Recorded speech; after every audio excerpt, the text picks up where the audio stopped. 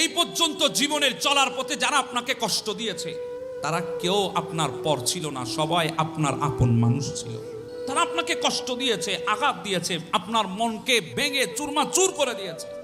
এজন্য পৃথিবীতে সবচেয়ে বেশি কষ্ট আপন মানুষগুলাই দেবে, এটাই পৃথিবীর নিয়ম। হ্যাঁ, এজন্য তো আমি বলি, ওই দূর থেকে পাহাড়ের উপরে যখন আসমানকে দেখা যায় তখন মনে হয় আসমান পাহাড়ের উপরে দাঁড়িয়ে আছে, কিন্তু বাস্তবতা এমনটি না। আসমান পাহাড়ের কাছে দাঁড়িয়ে নাই, আসমান পাহাড় থেকে অনেক দূরে। ঠিক দুনিয়ার বুকে যে মানুষগুলো দেখলে মনে হয় এরা আমার আপন, না, মানুষ ততটা আপনার আপন না।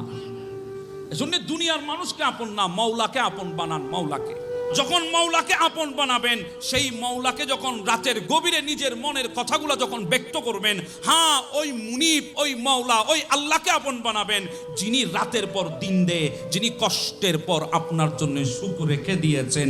ইন্না মাআল উসরি ইউসরা, কষ্টের সাথে সুখ আছে।